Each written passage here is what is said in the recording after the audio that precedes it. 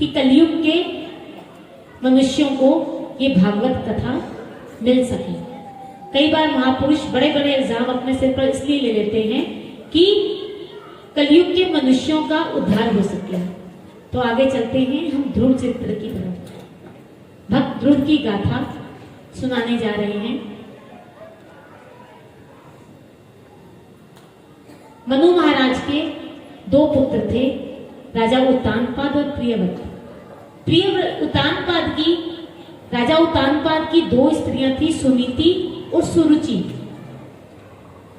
भगवान राजा उत्तानपाद किससे प्रेम करते थे? सुरुचि से। वो सुरुचि से ज्यादा प्रेम करते थे, सुनीति से कम प्रेम करते थे। सुनीति तो सिर्फ अपने एक कमरे में अपने पुत्र ध्रुव के साथ रहा करती थी। आज राजा उत्तानपाद युद्ध के जीतने के बाद दिग्विजय होकर राजमहल में आए तो जैसे ही राज सिंहासन पर बैठे सुरुचि उनका राजतिलक करने लगी। उसी समय कुलगुरु ने आवाज दी, नहीं महारानी, आप सुरुचि राजा का राजतिलक नहीं कर सकती। उसने कहा क्यों? कह रहे ये अधिकार रानी सुनीति को है क्योंकि वो बड़ी है। उसी समय सुरुचि ने कुटिलता भरी मुस्कुराहट अपने चेहरे पर लाकर राजा उत्तानपाद से प्रश्न किया, राजा आप बताएं कि आपके मस्तक पर तिलक कौन करेगा?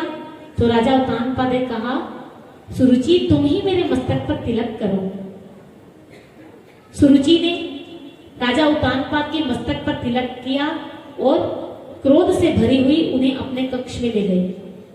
उधर ध्रुव अपनी माता सुनीति के पास बैठा था। ध्रुव ने माता से प्रश्न किया, माता पिताजी कब आएंगे? तो माता ने कहा, पिताजी तो आज ही आने वाले थे। तो ध्रुव ने कहा, माँ मैं अपने पिताजी से मिलने जा रहा हूँ। इससे पहले कि सुनीति अपने पुत्र ध्रुव को रोकती, ध्रुव द्रुत गति से दौड़ता हुआ अपने पिता से मिलने चला गया। जैसे ही पिता के कक्ष में गया, ध्रुव ने क्या देखा कि सुरुचि माँ उत्तानपाद के पास बैठी थी और उनकी गोद में उनका बेटा उत्तम खेल रहा था। ध्रुव ने जाकर अपने पिता को प्रणाम किया, उनके चरणों में प्रणाम किया और जाकर अपने पिता से पूछने लगा, पिताजी पिताजी आप कब आए? पिता ने कहा, मैं आज ही अभी आया हूँ। उसने कहा, पिताजी मैं आपको प्रणाम करने आया हूँ। और पहले तो आप युद्ध से जब भी जीत कर आते थे तो माता सुनीति के पास आते थे, इस बार आप माताजी के पास नहीं आए। इससे पहले कि राजा उत्तानपाद कुछ बोलते, सुरुचि ने कहा, बस बस हो गया प्रणाम, अब जाओ यहाँ से।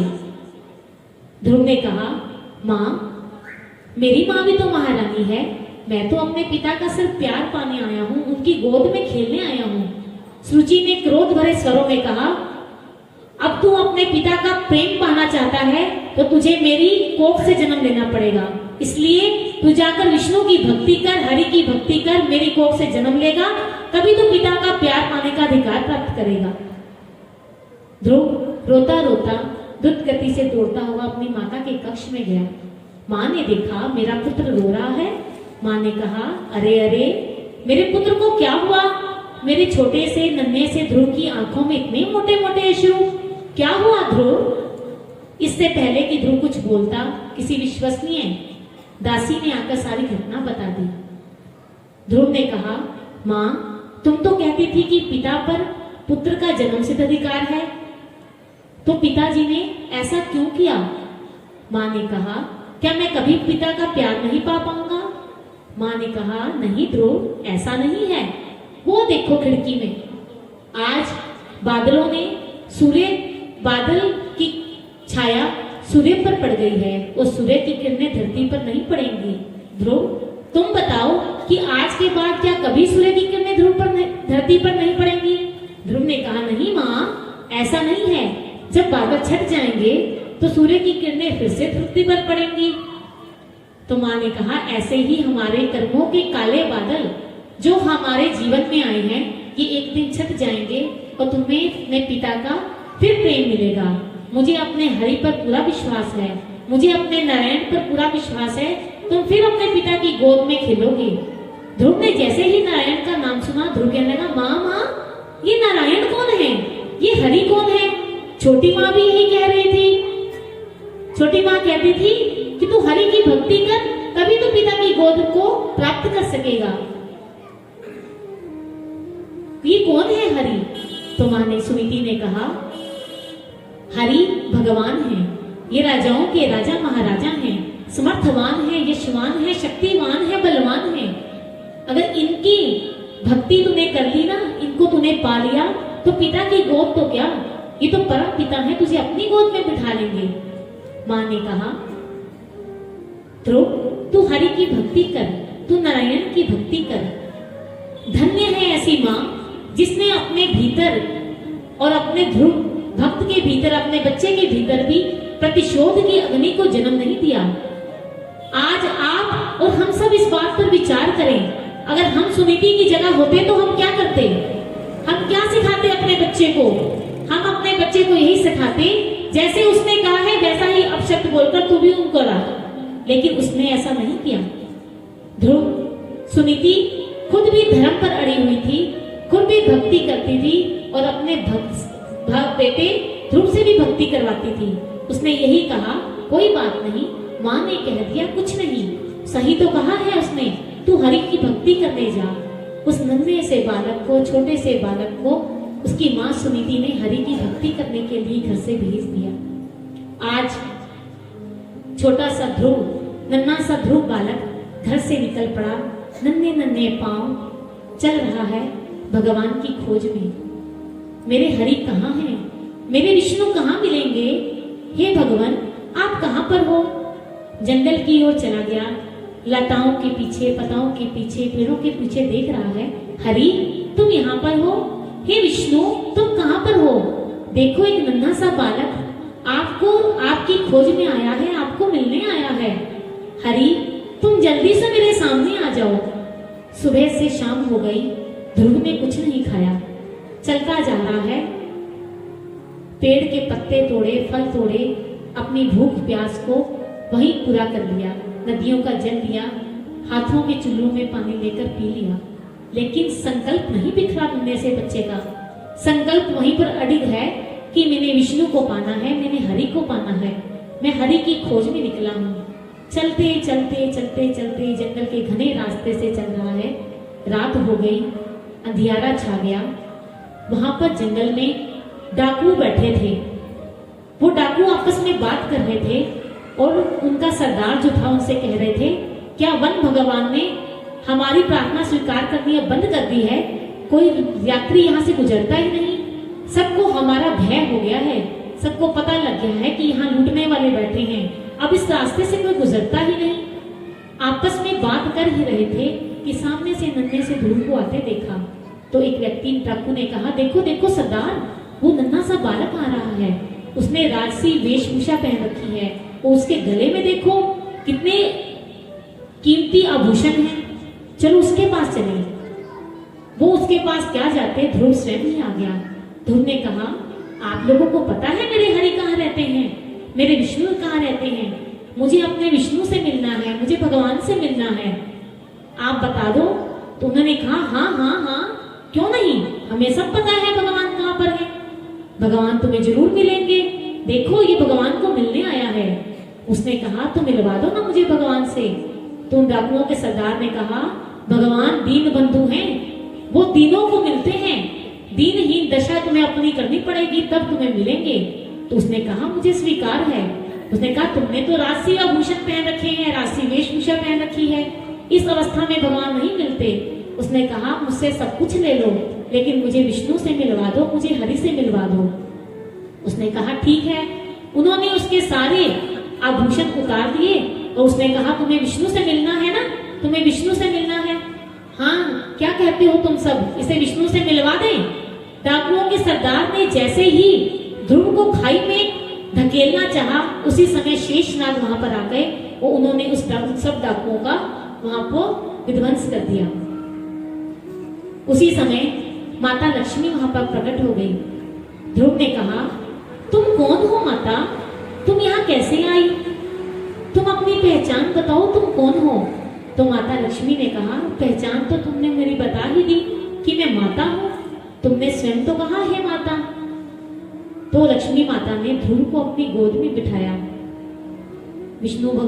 ध्रुव कहने लगा, माता तुम्हें पता है मेरी माँ भी तुम्हारी जैसी है, मेरी माँ का नाम है सुनीति, उसने मुझे यहाँ पर हरि को मिलने के लिए भेजा है, तुम्हारा नाम क्या है, तुम कौन हो? उसने कहा मैं विष्णु प्रिया हूँ। उसने कहा तुम विष्णु प्रिया हो, तुम विष्णु की प्रिया हो, विष्णु की पत्नी हो? उसने कहा हाँ, तो मुझे विष्णु से मिलवा दो ना, मैं विष्णु की खोज में ही तो निकला हूँ घर से, मुझे विष्णु से मिलवा दो, मुझे मेरे भगवान से मिला दो। तो माँ लक्ष्मी ने कहा अब बड़ी रात हो गई है, अब तुम सो जाओ, सुबह होते ही मैं तुम्हें विष्णु से मिलवा दूंगी। माँ की गोद में ध्रुव सो गया। सुबह हुई, ध्रुव की जब आंख खुली तो ध्रुव के आसपास कोई नहीं था, लेकिन ध्रुव अपने निश्चय से कहीं भी उसका निश्चय नहीं टूटा, फिर अपने भगवान की खोज में चल पड़ा। चलते चलते चलते चलते बालक ध्रुव थक गया, उसके पांव में मिट्टी, पांव में कांटे चुभने लगे, शरीर लथपथ हो गया खून से, लेकिन संकल्प नहीं डिगा, मुझे भगवान से मिलना है। रोते रोते भगवान से कहने लगा, प्रभु माँ तो कहती थी भगवान किसी को निराश नहीं करते, सारा संसार निराश कर सकता है, भगवान निराश नहीं कर सकते। प्रभु आप मेरी पुकार क्यों नहीं सुन रहे? हे प्रभु मेरी पुकार को सुनो, एक नन्हा सा बालक आपकी खोज में निकला है, कहीं ये ना हो मैं थक जाऊं, मैं हार जाऊं और मेरी खोज ऐसे ही रह जाए। प्रभु भगवान तो कहती थी प्रभु अंतर्यामी होते हैं, प्रभु सब की जानने वाले होते हैं, तो आप मेरी दशा को क्यों नहीं जान रहे? आप क्यों नहीं जान रहे कि मैं आपको खोजने आया हूं? हे प्रभु आप कहां पर हैं? मुझे मिलो, मैं आपसे मिलना चाहता हूं। हे प्रभु आप आओ, मेरी पुकार मैं आप तक नहीं पहुंच पा रही, क्या मेरे टेर को आप नहीं सुन रहे? प्रभु मुझसे मिलो आके। खोजता खोजता खोजता नन्हे नन्हे पांव से चलता हुआ ध्रुव चलता जा रहा है, आंखों में अश्रु, कहीं ये ना हो जिस कार्य के लिए मैं घर से निकला हूं वो कार्य हो ही ना और मुझे भगवान ना मिले। तो भगवान से कहने लगा, हे प्रभु अच्छा तो मुझे आज पता चला कि आप मुझसे आंख मिचौली का खेल खेल रहे हैं। मैं भी राजमहल में अपने मित्रों के साथ आंख मिचौली का खेल खेलता था, जब कोई ना पकड़ा जाए ना तो हाथ ऊपर करके अपनी पराजय को स्वीकार कर लेते हैं। हे प्रभु मैं थक गया, मैं हार गया, मैं मानता हूं मैं आपको नहीं पा सकता, मैं अपने दोनों हाथ ऊपर करके आज आपको कह रहा हूं कि मैं हार गया, मैंने अपनी पराजय स्वीकार कर ली, बस प्रभु मैं अब आपको नहीं ढूंढ पा रहा, अब आ जाओ। ध्रुव पुकारता हुआ कहता है, भगवान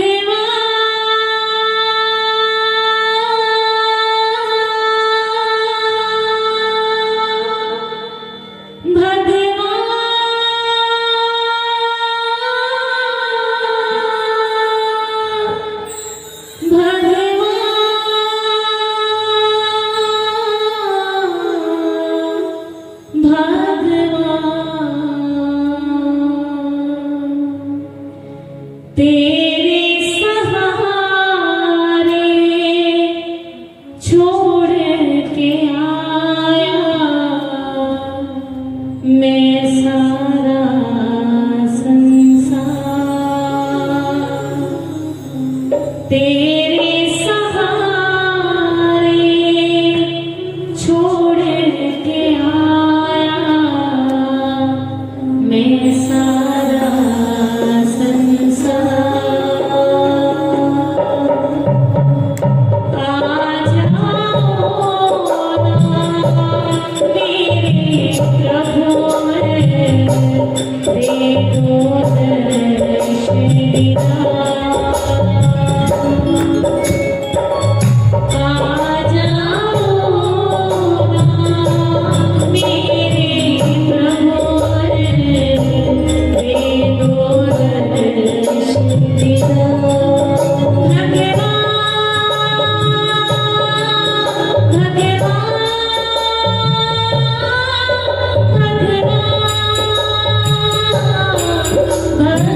भगवान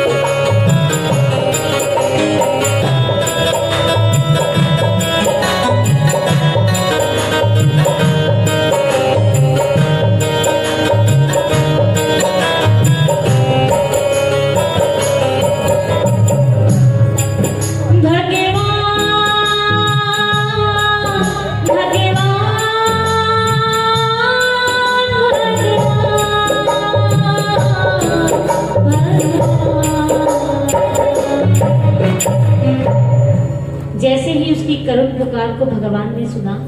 भगवान जी ने तुरंत नारद जी को भेजा। नारद जी धरती पर आए और ध्रुव को समझाने लगे, ध्रुव तुम छोटे हो, राजमहल में जाओ, तुम्हारी खेलने कूदने की उम्र है, तुम जाकर खेलो, भगवान इतनी जल्दी नहीं मिलते। भगवान ध्रुव ने कहा, नहीं, मैं अपना संकल्प लेकर आया हूं, मुझे प्रभु से मिलना ही मिलना है। तो नारद जी ने ध्रुव को मंत्र दिया, कहा इसका जाप करो और भगवान आएंगे। ध्रुव आंखें बंद करके तपस्या में लीन हो गया। ध्रुव ने कुछ खाया पिया नहीं, कुछ तपस्या में लगा रहा। भगवान उसकी तपस्या से प्रसन्न हुए और एक दिन भगवान आकर उसके सामने खड़े हो गए।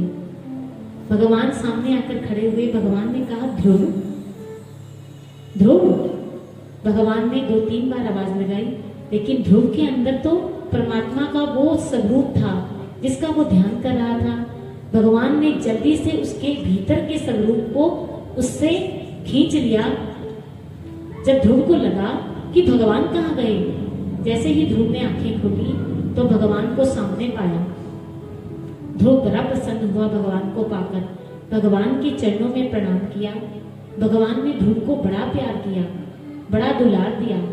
भगवान ने कहा, ध्रुव मैं तेरी भक्ति से बड़ा प्रसन्न हूँ, आज मांग, तू जो कुछ मांगना चाहता है मैं तुझे वही दूंगा। तू मांग, मुझसे क्या मांगना चाहता है। ध्रुव ने कहा, नहीं प्रभु, मुझे तो केवल आपके दर्शन चाहिए। जिस इच्छा को लेकर मैं घर से निकला था, आज तो वो इच्छा भी नहीं रही। मुझे आपकी परमपिता परमात्मा की गोद मिल गई, अब मुझे और कोई इच्छा नहीं है। भगवान ने कहा, नहीं ध्रुव, तू मुझसे मांग। तो ध्रुव ने क्या कहा, हे प्रभु, मुझे शक्ति दो कि मैं उन असहाय लोगों की सदा मदद करता रहूं। जो लोग असहाय हैं उनकी हमेशा मदद करता रहूं। इस प्रकार भगवान ने ध्रुव को आशीर्वाद दिया और भगवान अपने वैकुंठ धाम को चले गए। उसके बाद ध्रुव ने 36,000 वर्ष तक राज्य किया और अंत में भगवान उसे स्वयं लेने आए। आज भी वो ध्रुव तारा नभमंडल पर हमेशा चमकता है। जब माँ किसी बच्चे की माँ बच्चे को दिखाती है ना ऊपर, तो कहती है जो सबसे ज्यादा चमक रहा है ना वो ध्रुव तारा है। ध्रुव तारा क्यों चमक रहा है, ध्रुव ने इतनी ख्याति क्यों प्राप्त की, क्योंकि उसने भगवान को प्राप्त कर लिया। आज वो ध्रुव हमें भी इशारा दे रहा है, हमें भी संकेत दे रहा है कि तुम भी भगवान की भक्ति करो और भगवान को पालो। भगवान को जब पा लिया तो कुछ भी जीवन में शेष और पाना नहीं रह जाता। अब ध्रुव की कथा को सुनकर मैं आप सब माताओं से ये प्रश्न करती हूँ कि आप सब माताएं क्या अपने बच्चों को ये संस्कार दे रही है? क्या आपने माता सुनीति की तरह संस्कार दिए या माता सुरुचि की तरह संस्कार दिए? ये आपकी अंतरात्मा आपको बताएगी कि आप अपने बच्चों के भीतर कैसे संस्कार डाल रही हैं। हमेशा अपने बच्चों के भीतर अच्छे संस्कार जगाएं। आप कथा में स्वयं आते हैं, अगर आपके बच्चे कथा को सुन सकते हैं, श्रवण कर सकते हैं, तो उन्हें भी कथा में लेकर आइए। वो भी कथा को श्रवण करें और वो भी ऐसे ध्रुव भक्त, प्रहलाद भक्त जैसे चरित्रों को सुने, वो उनके भीतर भी भक्ति जागे। तो हमेशा अपने बच्चों को अच्छे संस्कार दें ताकि बच्चे भक्ति पथ की ओर अग्रसर हों।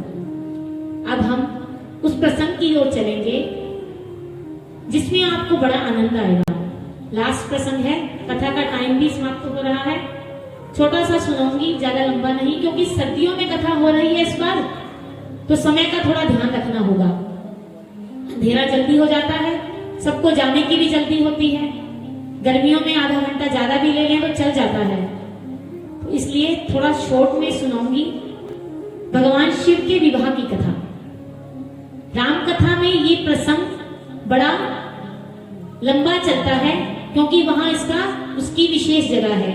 यहाँ पर ये प्रसंग थोड़ा संक्षेप में सुनाया जाता है, शॉर्ट में, इसलिए आपको शॉर्ट में ही सुनाऊंगी। सभी देवी देवता, गंधर्व, यक्ष, किन्नर सभी एक सभा में बैठे थे। सभा हो रही थी, महादेव जी भी वहां आए हुए थे। सबको इंतजार था राजा दक्षपति के आने का।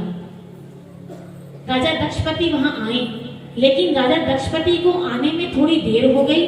तो भगवान शंकर का तो आपको पता ही है कि वो हर समय भगवान राम के ध्यान में रहते हैं, उनके संकीर्तन में लगे रहते हैं। अब सब जब देखा भगवान शंकर दक्षपति अभी तक आए नहीं, तो वो अब भगवान राम के संकीर्तन में लीन हो गए, आंखें बंद कर ली और भगवान राम के नाम का जाप करने लगे। उधर से राजा दक्षपति का आना हुआ। सभी ने राजा दक्षपति को प्रणाम किया सिवाय महादेव के, क्योंकि महादेव को तो पता ही नहीं लगा, वो तो राम के संकीर्तन में निमग्न थे, सुध बुध खो बैठे थे। अब राजा दक्षपति को इस बात पर क्रोध आ गया कि भगवान शिव ने उन्हें प्रणाम नहीं किया, तो उन्होंने उनकी बड़ी अवहेलना की, उन्हें बड़े अपशब्द भी कहे। उन्होंने कहा अमंगल स्थान पर रहता है, देवताओं के साथ रहने योग्य नहीं है। अब कई टीकाकार जब इसकी टीका करते हैं, हमारे भागवत के भी टीकाकार हैं, तो वो कहते हैं कि संतों की निंदा भी उनके लिए स्तुति बन जाती है।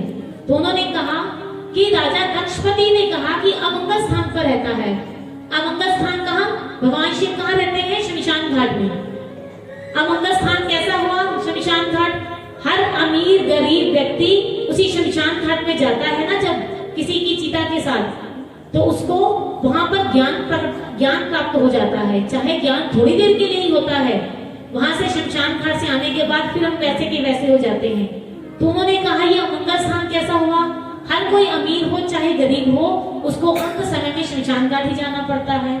तो उसने कहा, राजा दक्षपति ने कहा कि देवों के साथ रहने योग्य नहीं है। वो देवों के साथ रहे भी क्यों? क्योंकि वो तो देवों को देव महादेव हैं, वो देवों के साथ क्यों रहे? इस प्रकार उन्होंने उनकी बड़ी अवहेलना की, उनकी बड़ी निंदा की, लेकिन उनकी निंदा उनके लिए स्तुति बन गई। तो राजा दक्षपति ने क्रोध में आकर ये कह दिया कि आज के बाद यज्ञ का कोई भाग भी शिव को नहीं दिया जाएगा। भगवान शिव ने इस बात का कोई विवरण वहां पर नहीं दिया और चुपचाप शांत आकर हिमालय पर्वत पर अपने स्थान पर बैठ गए। कुछ दिनों बाद राजा दक्षपति ने एक यज्ञ का आयोजन किया और सभी यक्ष गंधर्व किन्नर राजा महाराजा देवी देवता सबको बुलाया, लेकिन महादेव को उस यज्ञ में नहीं बुलाया। अब नारद जी जब जा रहे थे यज्ञ में, तो रास्ते में उन्होंने पार्वती जी से आकर पूछा, माँ तैयार हो गई क्या यज्ञ में जाने के लिए? माँ ने कहा कैसा यज्ञ? तुम्हें नहीं पता तुम्हारे पिताजी ने यज्ञ का आयोजन किया है? सती ने कहा नहीं, मुझे तो ऐसा कुछ भी नहीं पता कि यज्ञ का आयोजन हुआ है। तो उसने कहा आपके पिता ने बहुत बड़े यज्ञ का आयोजन किया है, सभी राजा महाराजा देवी देवताओं को वहां बुलाया है, तुम्हें नहीं बुलाया? माँ ने कहा नहीं। तो उसने कहा शायद शंकर जी अभी उस बात को भूले नहीं हैं जो उनका दक्ष प्रजापति ने उनकी अवहेलना की थी। तो उन्होंने कहा क्या हुआ? तो उन्होंने सारी घटना सुना दी। अब सती माँ ने कहा कि ये सारी गलती पिताजी की ही थी, मुझे पिताजी को जाकर वहां समझाना होगा। उन्होंने शंकर भगवान से आकर कहा कि हे प्रभु, पिताजी ने यज्ञ का आयोजन किया है, क्यों ना हम वहां पर चले? तो शंकर जी ने कहा न्योता आया है? तो उन्होंने कहा न्योता तो नहीं आया। तो न्योता नहीं आया तो हम वहां पर नहीं जाएंगे। तो माँ ने कहा न्योता कैसा? पिता के घर जाने के लिए पुत्री को कैसा न्योता? मैं तो वहां जाऊंगी। शंकर जी ने कहा तुम जाती हो तो जाओ, लेकिन मैं वहां नहीं जाऊंगा। माँ ने समझाने के लिए कहा आज हम किसी के घर नहीं जाएंगे, कल को हमारे घर पर भी तो त्योहार फंक्शंस होंगे, हमारे घर पर कौन आएगा? भगवान ने कहा नहीं आता तो कोई ना आए। वैसे भी संसारिक लोग जब आते हैं ना तो संसारिक बातें ही करते हैं, नहीं आएंगे तो अच्छी बात है हमारे घर कोई, हम भी राम नाम के सिमरन में लगे रहेंगे। लेकिन माँ ने भगवान शंकर की बात नहीं मानी और वो चल दी। यहाँ इस प्रसंग से स्त्रियों को शिक्षा मिलती है कि जब भी उनका पति से झगड़ा हो या पति से किसी तरह की कोई बहस हो जाए तो उस समय घर को छोड़कर ना जाए। कुछ दिन बाद जब बात शांत हो जाए, माहौल अच्छा हो जाए, उसके बाद बेशक अपने घर चली जाएं, लेकिन जिस दिन उनका अपने पति से लड़ाई हो झगड़ा हो उस दिन अपने घर को छोड़कर मत जाएं। सती माता ने यही गलती की। सती माता उसी समय अपने पिता के घर चल दी। भगवान शंकर जानते थे कि सती अब वापस आने वाली नहीं है। उन्हें पता था कि वहां पर उसके पति की अवहेलना होगी, तो वो उसे बर्दाश्त नहीं कर पाएगी। सती माँ वहां गई तो पिता ने कहा, तुम्हें किसने बुलाया, तुम क्यों यहाँ पर आई? तुम जैसे अपने पति के साथ रहती हो, उसके साथ रह रहकर तुम भी वैसी हो गई हो। पिता ने बड़े अपशब्द शिव भगवान के प्रति कहे। सती माँ उन्हें सहन नहीं कर पाई।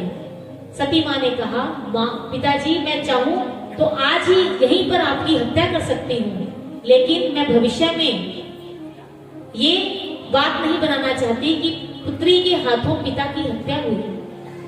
आज मुझे अफसोस है कि मेरा पालन पोषण आपके हाथों से हुआ है। उसी समय उसने कहा, जिस शरीर का पालन पोषण आपने किया, इसमें शरीर का ही आज त्याग कर दूंगी। उसी हवन कुंड में सती ने अपना शरीर जला दिया।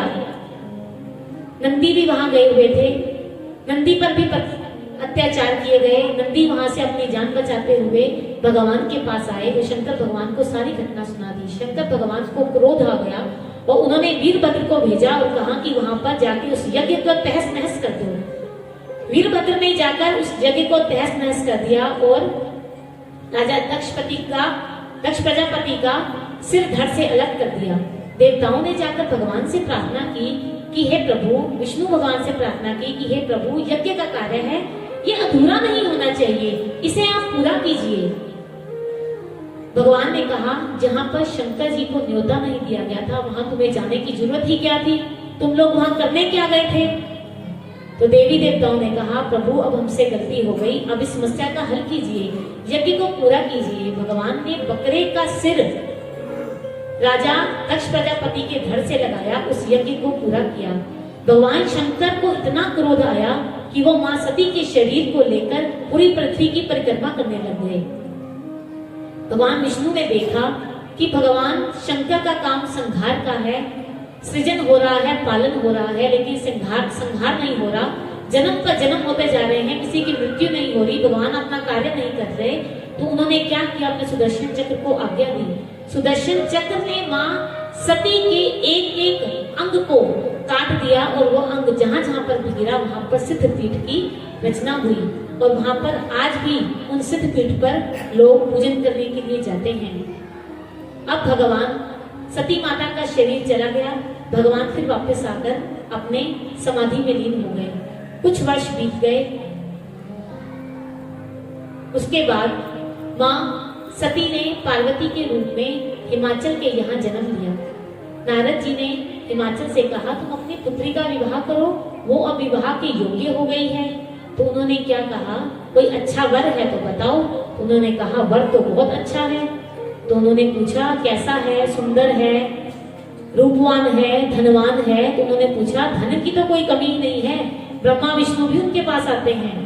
तो हिमाचल जी ने बिना पूछे बिना देखे हाँ कह दी। अब नारद जी ने आकर ये बात विष्णु जी को बताई। विष्णु जी से कहा, मैं तो शंकर जी का रिश्ता पक्का करके आ गया हूँ, आगे आप बात संभालोगे।